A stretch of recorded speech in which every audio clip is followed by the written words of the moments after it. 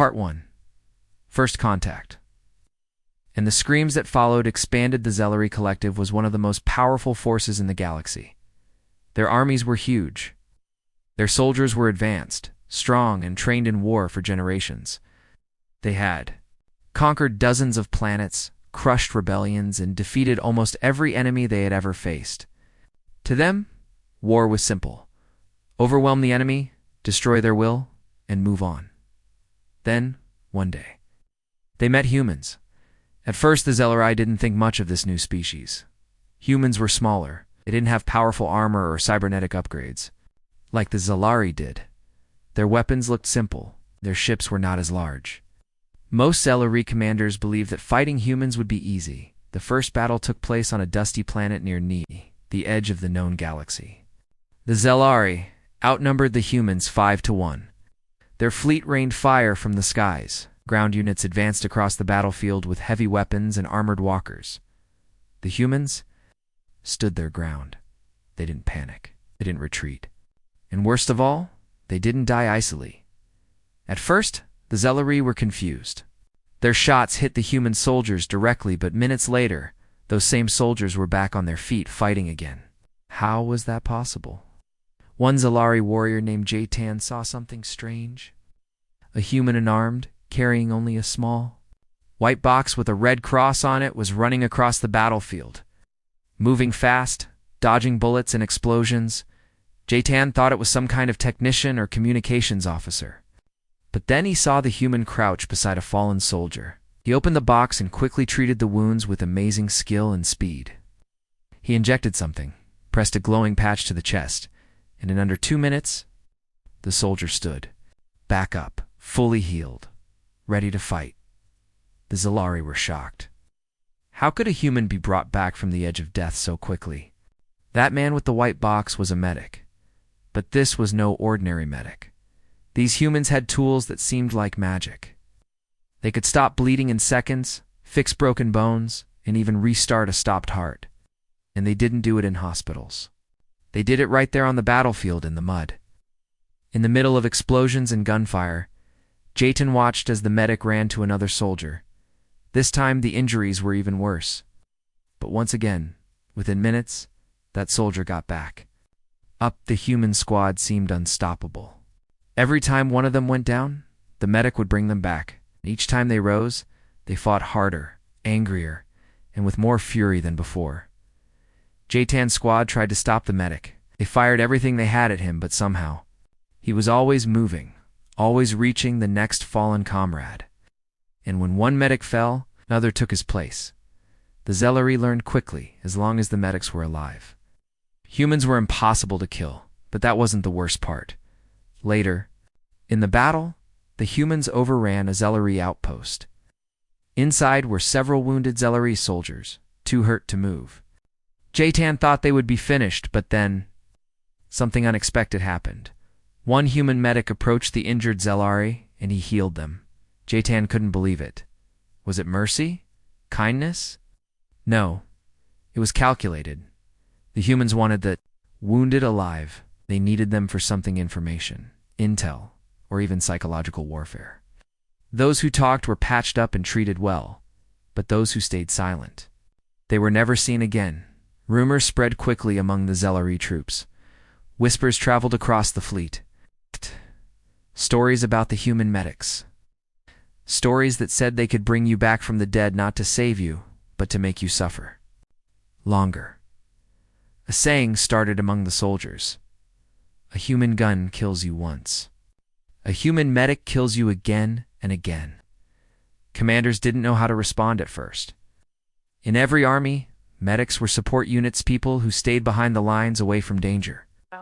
But humans were different. Their medics ran into danger. Unafraid of death, in fact, they seemed to chase it. The Zellery War Council quickly took action. They updated their combat manuals and battlefield orders. A new rule was created. If a human medic is spotted on the field, do not engage. Retreat. Immediately, do not attempt to capture. Avoid at all costs. To the Zellery, human medics were no longer harmless support soldiers. They were a terrifying weapon, even worse than frontline fighters. Some Zelari units tried to go after medics directly, hoping that killing them would finally slow the humans down. But this only made things worse. Killing a human medic didn't stop the healing. It made the humans furious. They charged with everything they had, tearing through enemy lines just to recover the fallen medic's body. And when they did, they always retrieved the medkit and passed it to another soldier. That soldier now the new medic would carry. Some soldiers even trained as medics just so they could keep the chain going. One died, the next took over. Over and over. And so, the Zelari began to see the symbol of the Red Cross, not as a sign of healing, but as a warning. When the humans deployed, commanders now asked one question: are there medics among them? Because if the answer was yes, then it meant no one would stay dead. Not their enemies, not even themselves. Part 2. The experiment that failed horribly expanded after their first few battles with humans. The Zelari High Command realized something. Human medics were not normal. They weren't just healers. They were dangerous, fast, smart and most. Importantly, they made humans almost impossible to kill. This scared the Zelari a lot. So the leaders of the Zelari decided they needed to understand how these medics worked. They wanted to know what technology were the medics using. What? They healing people so quickly? Were they using magic or some kind of science the galaxy had never seen? The answer, they thought, was simple. Capture a human medic and study them. So that's exactly what they tried to do. During a small skirmish on a mining moon, the Zelari set a trap. They allowed a small group of humans to land. The humans didn't know they were walking into an ambush. As the battle started, one medic, Siratran, was spotted running between wounded soldiers, saving lives just like every other human medic. But this time, the Zelari were ready. They fired stun weapons that didn't kill, but knocked her unconscious. Before the humans could react, Sarah was captured and taken far away to a secret military lab on the other side of the galaxy. The Zelari thought they had one. Finally, they had a real, live human medic to study. Sarah was kept in a high-security prison deep inside the research facility.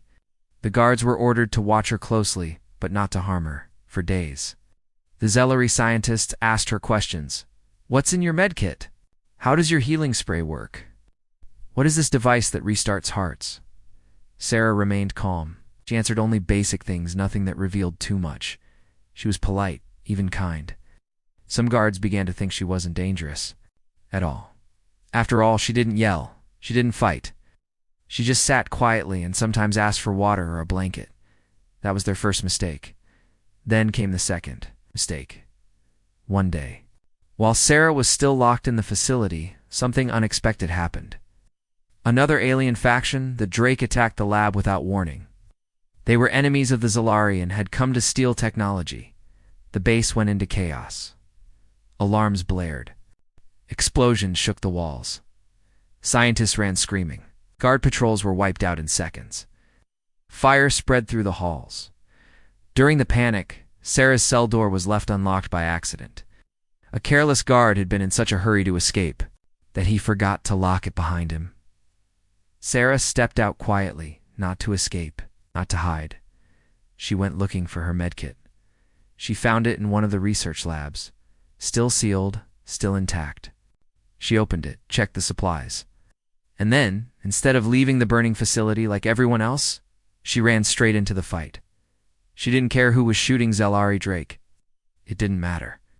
If someone was hurt, she moved toward them. She found injured Zelari guards lying in the hall.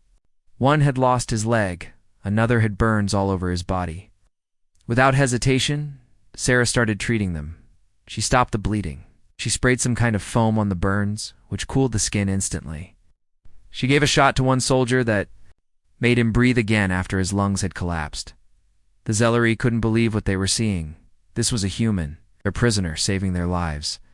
But she didn't stop there. She found wounded Drake soldiers too, and she patched them up as well. Some Zelari thought this was mercy, but they were wrong. Sarah didn't heal out of kindness. She healed because she wanted them to live long enough to talk, to be used, or to fight again. Some she kept alive so they'd draw fire away from her. Some she healed just enough so they'd suffer longer. Later, one Zalari commander reviewed the facility's security footage. He saw a terrifying scene: Sarah sprinting through flames, covered in blood and ash, dragging wounded soldiers into cover. Sarah jabbing a stim into an unconscious man's chest, slapping him awake. Sarah screaming at a soldier to hold on while patching a hole in his stomach. Sarah standing over a pile of bodies, still breathing hard, with her medkit nearly empty. Her leg broken but her eyes sharp and full of fire. By the time reinforcements arrived to take back the lab, everyone else was either dead or barely alive. Sarah was walking out, limping, coughing, but still standing. The scientists, the guards, even some Dracol treated by her hand, all forced to survive the nightmare. That day, the Zalari learned something new. Human medics don't escape battles. They survive them. And they make sure everyone else does too, even if they don't want to. The report from the lab was classified as top secret, but rumors spread quickly. Soldiers who had seen the footage began telling stories. Brought me back from the edge of death, then forced me to watch my squad get wiped out. She healed the enemy just to see what would happen. She didn't run, she hunted. Back at Zalari Command, the generals met in silence. Their best minds had studied the incident. They came to only one conclusion: trying to capture a human medic is more dangerous than killing one. Never attempt it again. They are too skilled, too fast, too determined. And when they fight with a medkit, they're more terrifying than a soldier with a gun. From that day forward, all field manuals were updated. A new, bold warning was added: do not approach human medics. Do not attempt to capture. If spotted, retreat. If cornered, surrender. Part 3. Battlefield Echoes. The medics who wouldn't let you die expanded. As more battles were fought between humans and the Zalari collective, a strange and terrifying truth began to spread among enemy soldiers. Human medics don't let you die. This would seem like a good thing. After all, medics are supposed to save lives. But in war, it's different. In war, sometimes death is a mercy. And the humans, their medics refused to give it. The human battle doctrine, the Zalari military had long studied other species fighting methods. Most followed similar strategies.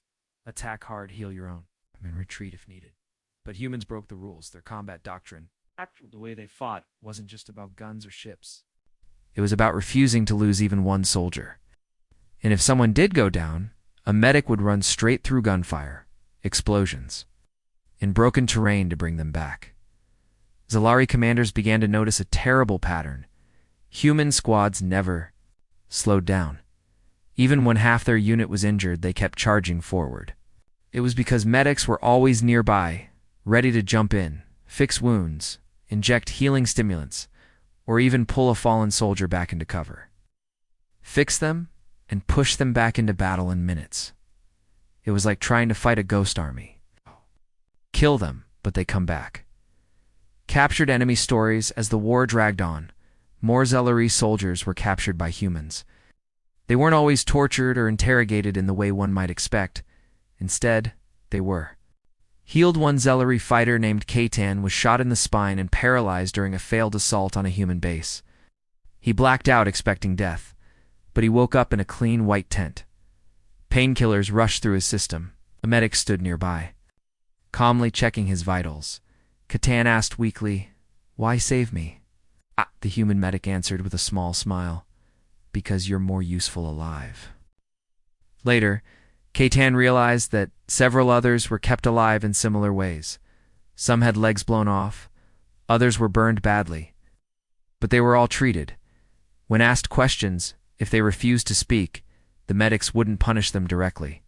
Instead, they'd keep healing them, day after day, no matter how miserable or broken they were. One prisoner whispered in fear, "They'll keep you alive just to watch your friends die. They'll fix your body every day so you can suffer longer." Death isn't escape. Not with them, living weapons. The Zalari once thought the most dangerous part of humanity was their warships or elite soldiers. They were wrong. It was the medics. Why? Because they made the humans unstoppable. Here's what would happen in battle. A human soldier gets shot. He falls. The enemy thinks good. That's one less to fight. Moments later, a medic slides into cover beside him. In under a minute, that soldier is standing ungangrier than before. The Zellar started calling these medics the Red Cross Reapers, named after the symbol they wore. And the fear they brought. Even worse, some medics treated wounded soldiers. During active combat, while shots were still flying, they'd dive over fallen comrades, pull them behind cover, spray wounds with regenerating gel, and send them back into the fight. No fear, no hesitation. Some enemy fighters tried to take advantage of this, thinking medics wouldn't shoot back. Big mistake. Many human medics were trained killers too. Some carried pistols, others had shock blades. If you tried to attack them, they would drop you, stabilize their patient, and move on like nothing happened. A message written in flesh. One of the most terrifying stories came from the Battle of Sol 17. During that mission, the humans captured a group of Zelari soldiers.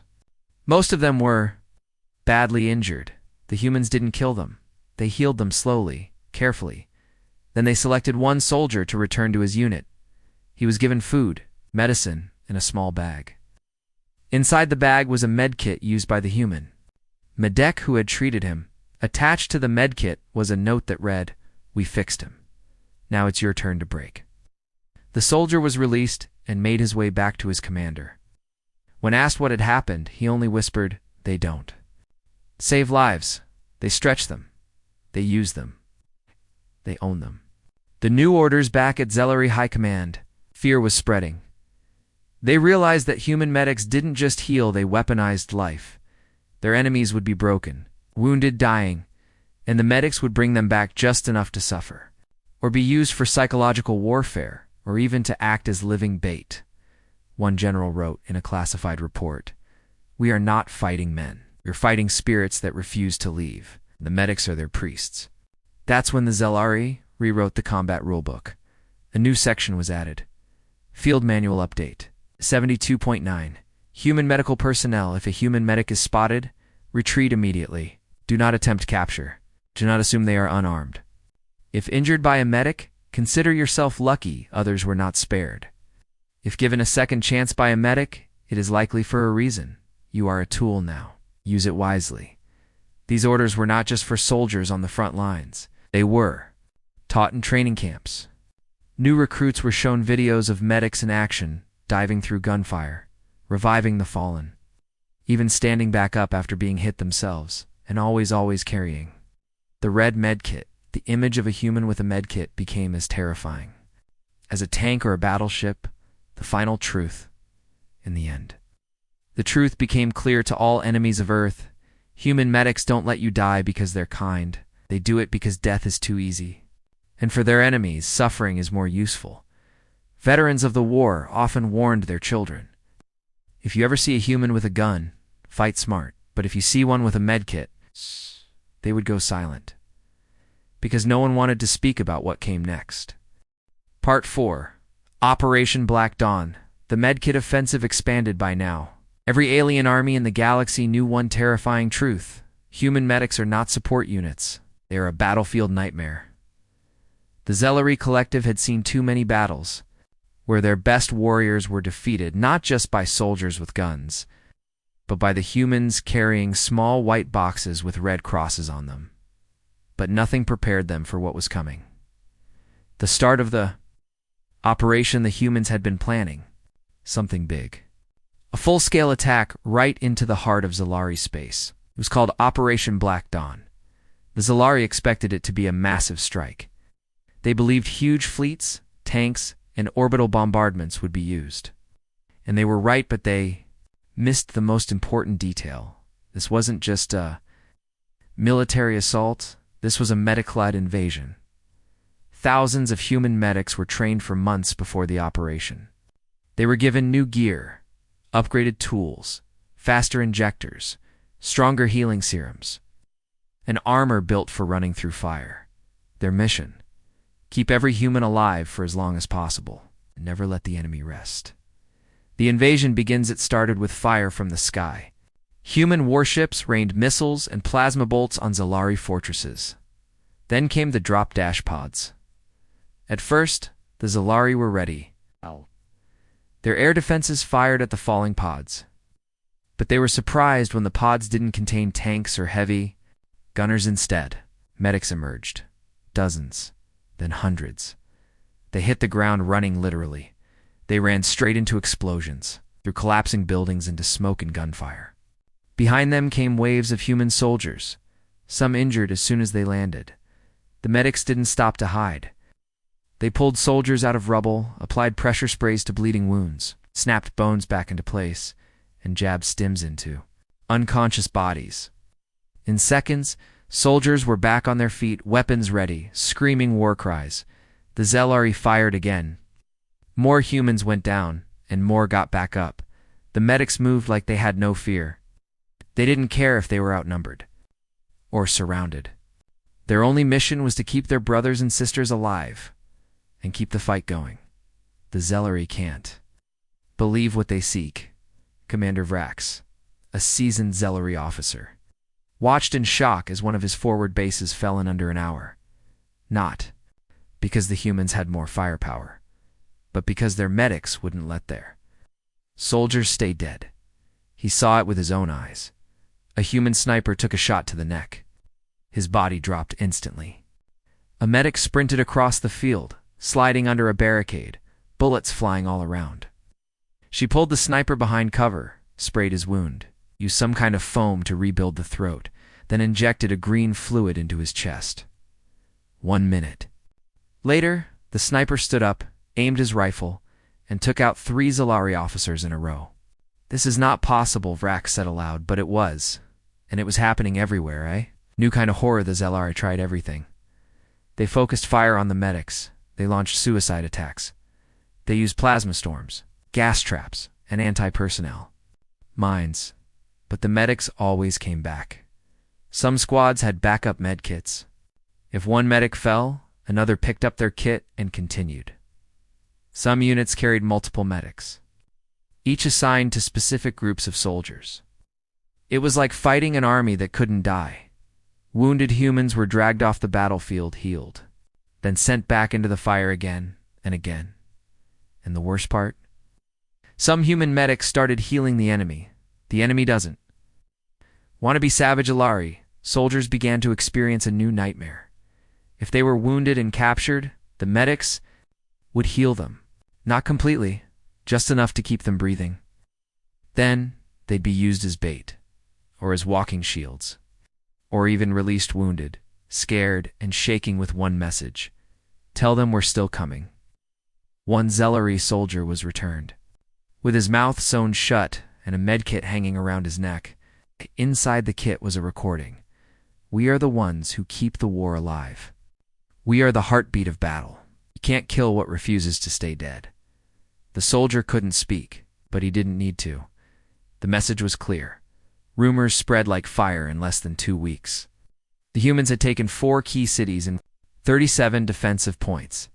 Not because of tanks or missiles, but because their soldiers never stayed down.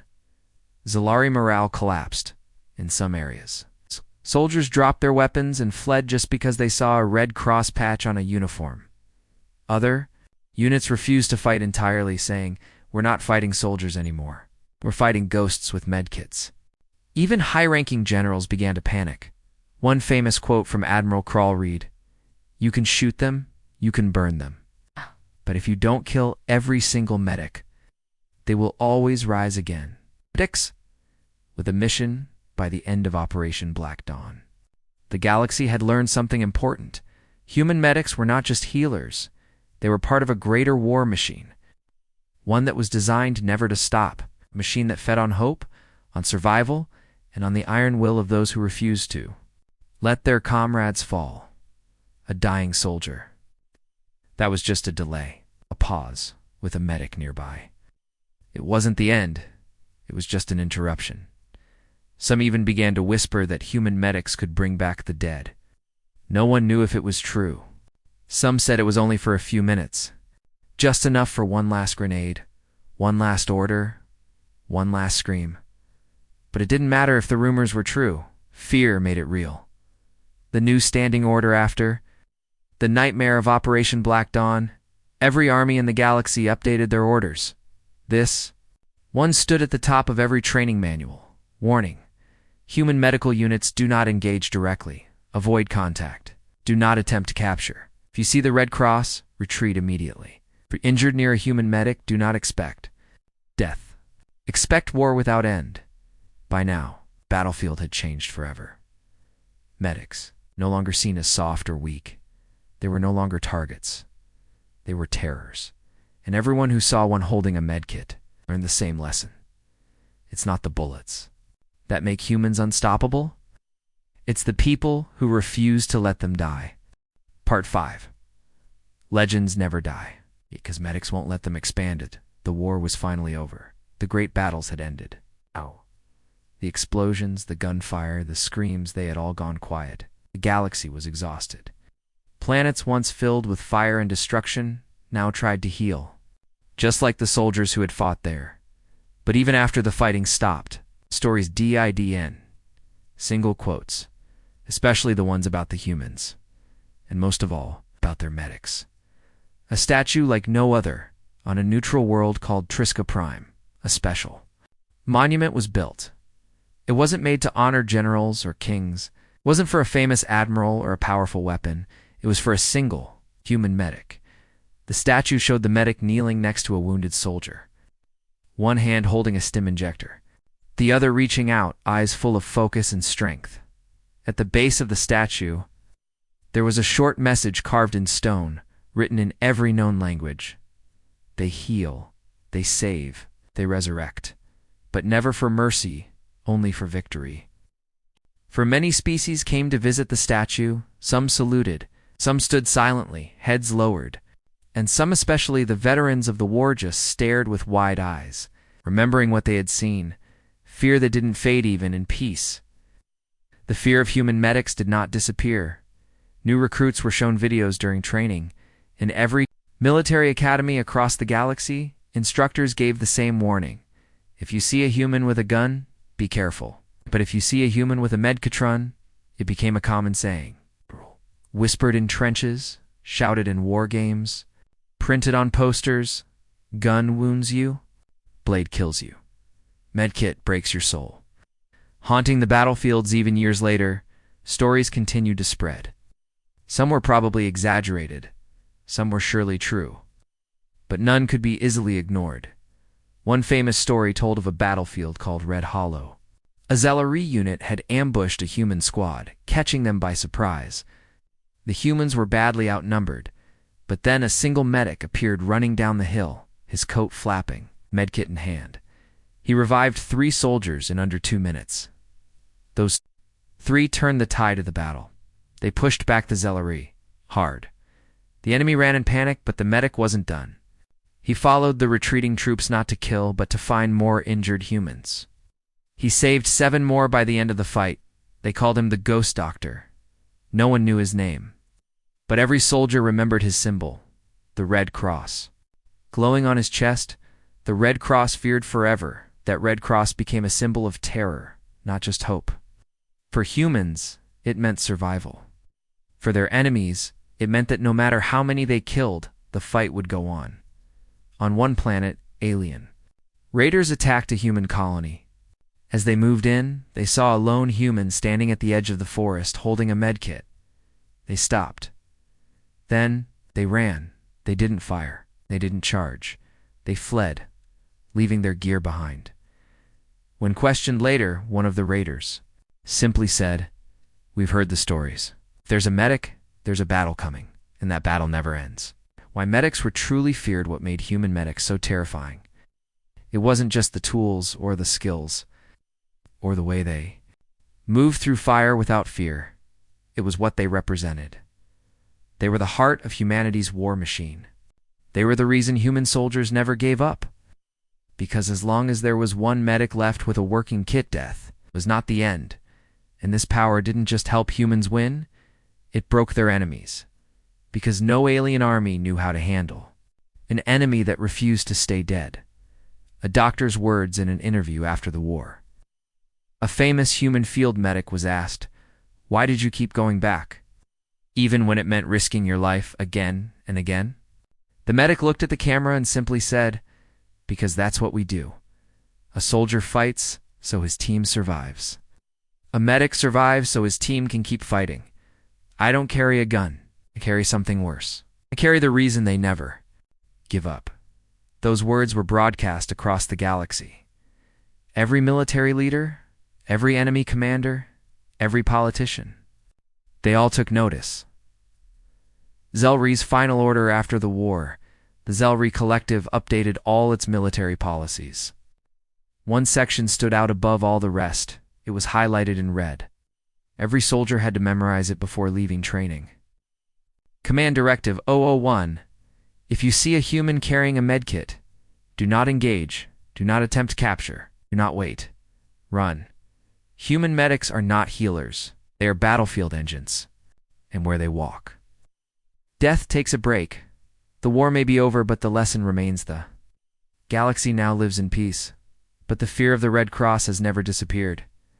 Whenever there is trouble, when rebels rise, or pirates strike, or war looms, again, one question is always asked: are the humans involved? And if the answer is yes, they ask another: did they send the medics?